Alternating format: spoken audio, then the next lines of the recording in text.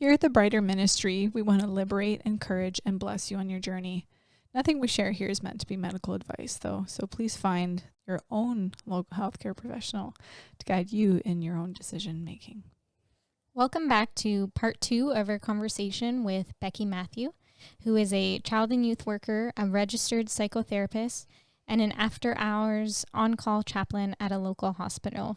In this episode, we speak about the relief that diagnoses can bring, along with the risks of ignoring concerning behaviors. We spend a lot of time in this episode discussing how Christ's redemptive love fits in our current situation and the importance of replacing our anxious thoughts with God's truth. We hope you enjoy it.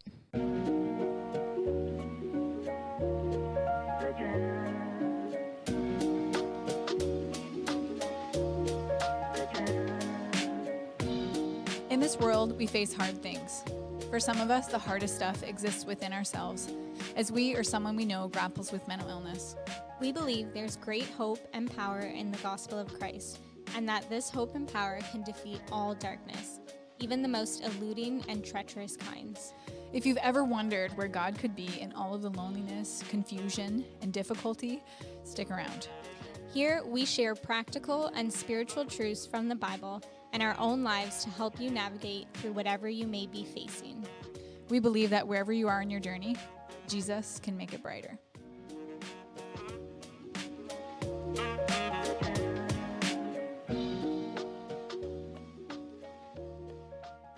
So when we think about the don't fear, it's not about you're never going to feel fear, but it's moving forward in the face of that, knowing that there is hope and there's help.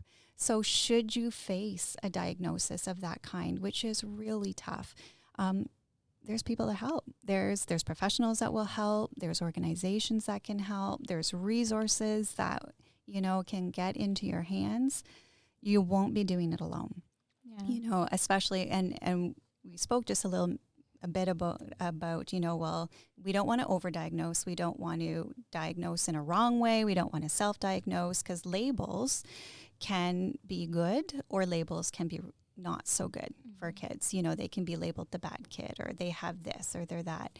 But I've also seen where understanding the behavior or having a diagnosis can be very helpful. Right. I've actually, met with families where I do a lot of the, helping the child understand what their diagnoses mean in child-friendly languages, and we do these different activities. And sometimes before I get started, I'll have parents pull me aside and said, "Are you going to tell them that they have Tourette syndrome?" Or because they don't know. I said, "Yes, they do. They just don't know what it's called. They know something's going on. So let's give it a name. Let's normalize it. Let's show them all the things that we can do to help." And then they're going to feel good. And so often it's when they receive that, okay, that's why this was happening. I'm not crazy. I'm not bad. I'm not these things. It helps not only the child, but also the family as well, when it's the correct diagnosis by the right professional. And when you think about as adults, if we have something going on, that's kind of like, even if we don't articulate it to anyone, you think of like, I've had this kind of stomach ache for a while. Again, we go back to that analogy. And then if you're noticing it and you finally are told like, oh, this is actually what's going on, maybe you're not like thrilled that something's going on, but it brings relief. Yeah. And then you kind of can go, now what? How do we move forward with this now? Which can bring peace in a way that you don't think it will. Absolutely. It's a measure of acceptance in a way. Yeah. And I think even, this is so silly, but I broke my pelvis when I was about 20. Yeah. Oh. I like an old lady. I slipped on a sidewalk in the wintertime and landed directly on the left side of the bottom of my pelvis and broke it. Ouch. But because I just slipped on the sidewalk, I dismissed it and dismissed it until, I had spent probably 2 weeks in excruciating pain and just kept telling myself like, come on, Steph, like walk it off. Like I was just really dismissing my my you own just tripped. Yeah. pain. Yeah. And I was 20. So Right. how could I have, and then I thought, do I have a broken hip or like what's going on here? I finally went and saw my doctor, got an x-ray, you know, he showed me clear as day, cracked right through. Like it was completely broken. And here I was like pushing myself. Yeah.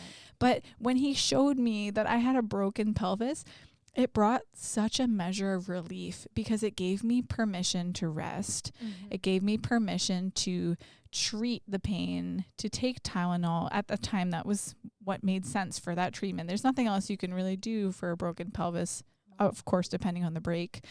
And I didn't need surgery or anything, but it just brought this measure of relief because now I knew, okay, it's okay to accept the pain and I need to lay down when that happens.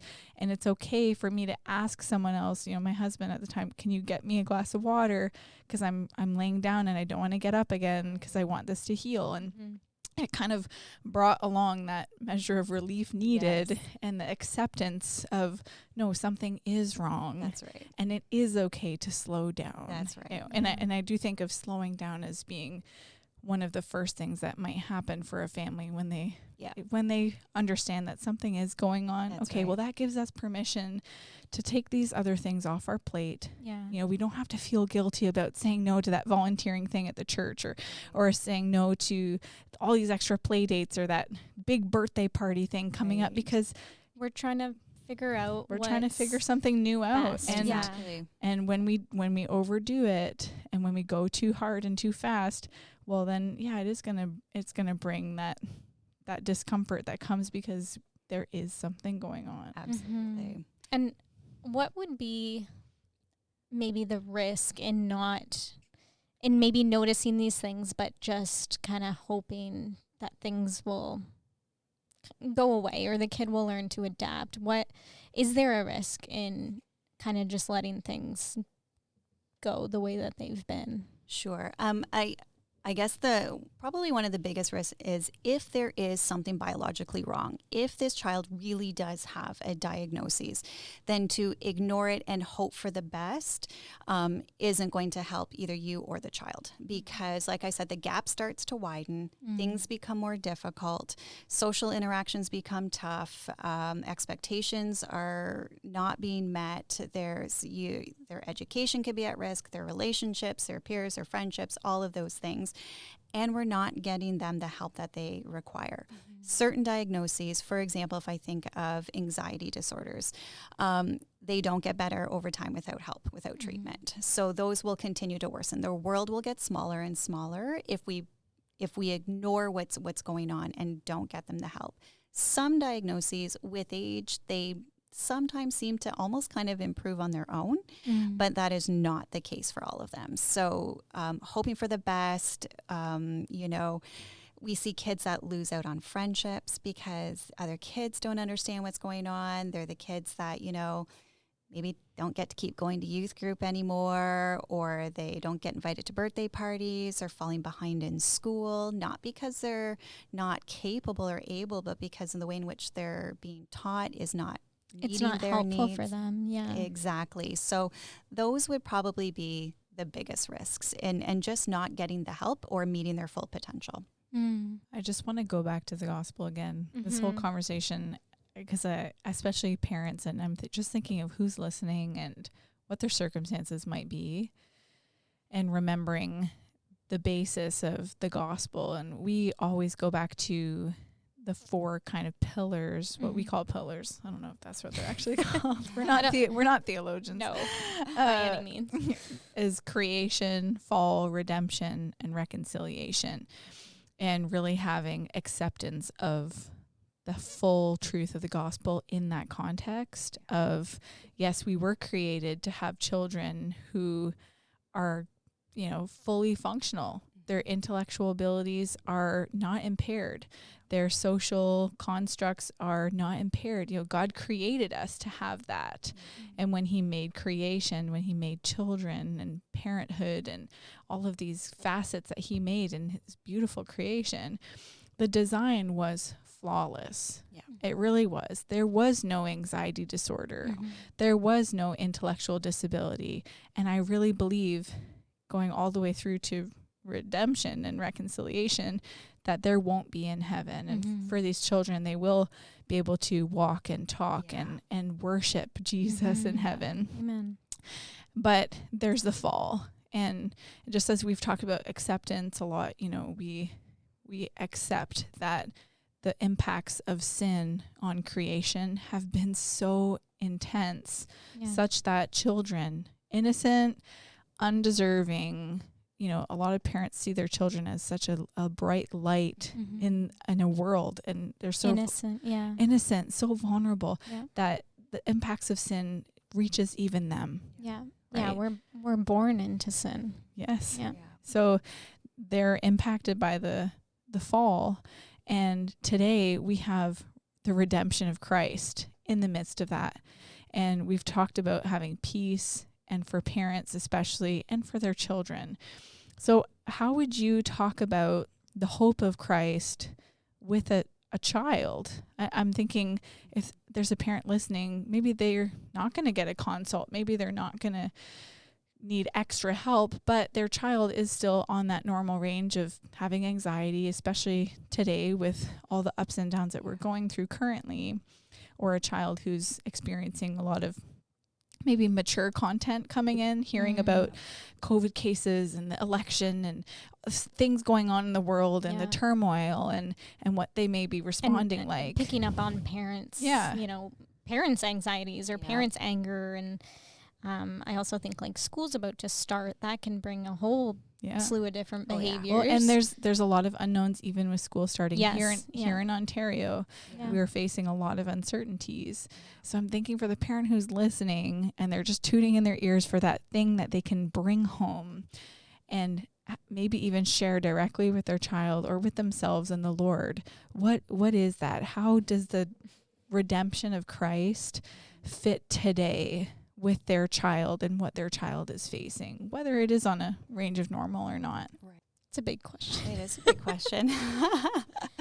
And, I think that, it could apply to families that have kids that might be struggling with their mental health or even physical health. It's all these things. The biggest question is why. And that's the hardest one, because often the one that we don't get the answers to. But as we know, and as you guys have done a great job in all these podcasts, is talking about the who.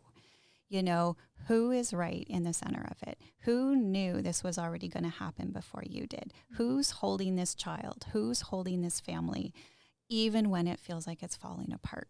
And I think coming back to that simple, God is here, and also giving ourselves permission to pause when we need to take breaks, to recognize our own frustrations that come from managing big behaviors and emotions and things that can come because of these things, and that God does have a plan. Jeremiah 29:11 applies to everyone, including kids with whatever diagnosis or symptoms, even if it's not a diagnosis they might have. God's plan for them is good. It's for hope and it's for a future. And there's moments where we think there's no possible way that this child could have a future. It might not be a future that we initially pictured for them, but they still have a future and a good plan, So very often, families are looking for that one thing. What's the one stone we left unturned that's going to change this? What's the one medication that we can try? What's the one treatment that we haven't done yet? What's the one thing? And probably the hardest part is that often there's not that thing. There's not that one thing I can give you, that one thing that's button that's going to fix it all. Because trust me, if we wouldn't be holding back if we could, we would be handing that out like candy. But sometimes it really is about the journey, and the journey changes all the time, because where they're struggling at 5 is going to look different when they're 9 and 13. And my goodness, the things that the kids have to deal with now, not only in terms of mental health, but, with everything that comes with technology and cyberbullying and all the risks and things that, we all know is out there. another thing too, I'd say to parents is education is key. You know, if there is a diagnosis or something that we're wondering about, educate ourselves on that thing. You know, find somebody that can help you through that. Educate others. You know, I'm often talking to, you know, schools and other places and saying it's a can't versus won't approach that we have to take. You know, it's not that the kid just won't do what they're supposed to. They can't in that moment. And we have to understand how come and what can we do to help them. We never lower the bar for our kids, but how we help them get over it might look different than somebody that, say, is not struggling, you know, with mental health. So I don't know that I've actually done a good job answering your question because... No, I think you have. Well, and I think you were alluding to something there before you moved on more practically. And I hear that just this is your practical day in and day out working with parents. But you were alluding to something there with that magic button, you know, that next medication or that treatment or that thing, just putting our hope in that thing. Right. Which we've talked about. We've talked about this on the Getting Help episode where it's very similar, you know, for adults too, when they're looking for relief and they're starting their treatment journey or they're in the thick of it or they've had a setback, where we can sometimes place our hope in the process, especially here in Canada. We've got a lot of resources. I'm listening to you describe the resources and I'm just thinking there is a lot. 95% of the world doesn't have a smidge of what we have here. Right. And where are they putting their hope? They can't put their hope in a treatment because guess what? There's no treatment for them. Yeah. There's no access to care. There's nobody standing there with open arms ready to walk them through it. Yeah. Here we do. Yeah. So it can be easy to put our hopes in these external things. And when we look at the gospel, we know it's so much more about the who. Absolutely. Than it is about the what or the why or the how. It's about who, and the who is Jesus Christ and his amazing love that permeates, that just crashes 100%. In and through. It overflows everything that we could be experiencing with our children in the midst of horrible times, affliction, or even just confusion or whatever it is that these families go through. The thing that we have to put our hope in that you were talking about, it's not some treatment. It's not getting in with that program. It's not getting that referral or that one doctor who really gets you. Yeah. It's not there. Yeah. Because if you chase that, you will be left with this sort of empty, maybe surface level, satisfaction sometimes. But on the chance that those things don't work out, then you've just been completely let down. Yeah. And who never lets us down? Right. Jesus. Yeah. Exactly. Those things all have a place. And when we remember like spirit, soul, body. Absolutely. Right. Those things are looking at our soul, our body, a lot of treatments, medication and talk therapy, play therapy, all those things definitely have their place. But also our spirit, Jesus, is the one that is our therapist definitely. Yeah. And who we put our hope in that area. And he doesn't change ever.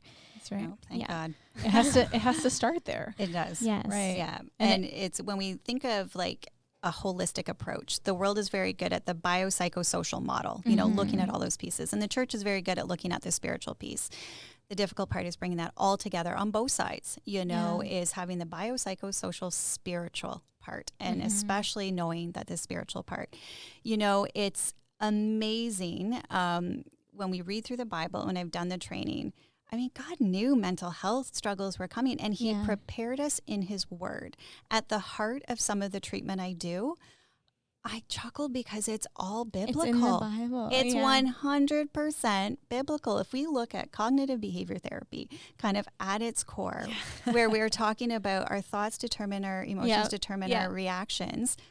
Well, God kind of told us that, set your mind on things above, not on earthly things. Exactly. I even was looking at different, verses in 2 Corinthians 10:5, and we take every thought captive to make it obedient to Christ. Yeah. We very often try to change our feelings and our responses, but we can't even start to do that and change until we change the thought, because it's the thought that determines all of those things. That's where it starts. That's where the battleground is for the enemy. That's where the battleground is for so many things. And we're trying to, it's like whack-a-mole. We're trying to like, okay, I'm going to conquer that feeling today. I'm going to change how I do that. And it's until it's like, wait a minute, what am I even thinking about right now?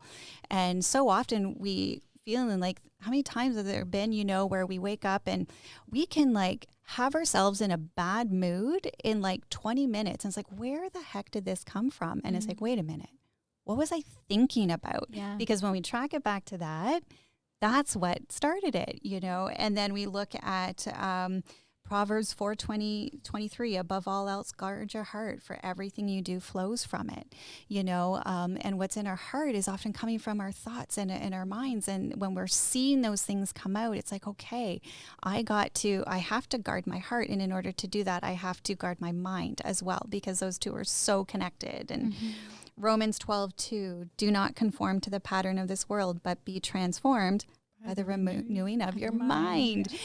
Everything comes back to thoughts. And Philippians 4:8-9, finally, brothers and sisters, whatever is true, whatever is noble, whatever is right, whatever is pure, whatever is lovely, whatever is admirable, if anything is excellent or praiseworthy, think about such things. Think about such things, because how we're thinking is going to determine so often kind of our outcomes, whether it is an anxiety disorder or not, because even if it's, well, I have anxiety, it's not my fault. You're right. There's biological reasons that those things are out of your control. But we can still apply these principles. That's right. Because it's at our thinking errors that is causing all the destruction that comes from having these. When we can start pulling back and saying, okay, what's the evidence that thought is true? What's the evidence that thought may be not true? And once we know the truth, and the truth will set you free, we replace that worried thought. We replace that. We can't just decide to stop thinking, oh, thank goodness, that thought was just an anxious thought. It's not actually true. I don't have to worry about that anymore. But if you're not thinking about something, you're going to think about something. So you have to replace the anxious thought with the truth, with the whether it's from the Bible and what God's given you, from the truth of the event that you're maybe struggling through. That's right. But we have to replace it. And then finally, Isaiah 26:3, you will keep in perfect peace those whose minds are steadfast because they trust in you. So much talk about our minds, just the importance of our thoughts. And so I'm like, you know what? God knew all this was coming. And again, there's another reason why we can put our hope in him. It wasn't like, this wasn't his He's plan. He's surprised by it or thrown off. And he did not want any of this for anybody. He didn't want mental health struggles. He didn't want physical health struggles. But he's there, and he gives us the answer to do that. And it's not easy. I don't say that. Just do this. Guard your mind. You'll be fine. Yeah. Just pray more. Just pray more. Get in the word. That has been so damaging when people don't truly understand the impact of mental health. And I mean, that's what a lot of our podcast is kind of based off of that. Yeah. What we've seen when we combine mental health and the church is that pray it away kind of idea. And we recognize that has a lot of damaging effects to it. And we see a lot of people walk away from the church because of that approach. And that's heartbreaking, because we should be the ones supporting. It's the biopsychosocial spiritual model, right? If we didn't need supports or treatments or things, then God certainly wouldn't have gifted me with the either desire to be in this field and to help, because he wouldn't need me if it was just go pray it away. He wouldn't have gifted and equipped doctors. He uses all of those people for a purpose, and it has to be together. It's all about the balance. Is there, no matter what, is there a place for prayer and treatment? 100%. Absolutely. But do we still need some of those external supports in order to understand a diagnosis and, apply a specific treatment or intervention? Absolutely. It's that separation of secular and spiritual that people try to make. Yes. Kind of like what we've been saying about the pray it away. Yeah. And people, for the most part, seem to get it with physical afflictions. Yes. I know there are lots of followers of Christ who don't, and who, you know, say if you get physically ill, going to a doctor is wrong, because you should trust God for healing, to meet all of your needs. So that to me is very dangerous. Actually, Leonard Terry talked about that on our interview with him, and the damage that can come from that strict separation. And the same is true about what you're saying, where the treatments and the doctors and their knowledge and their understanding, well, some of those things are good. Yes. They're good. And we know from scripture, every good and perfect thing comes from God. Yeah. And so to accept those things with gratitude and I just think of, you know, I hear Howard's voice in my head. He always prayed, let's enter his courts with thanksgiving. Yes. So we start in prayer with thanksgiving. That's right. Thank you, God, for this doctor, however imperfect they are. Yeah. God, thank you for the tools and the discernment that you've given us, your word, like you've been saying, thank you, God, for your word.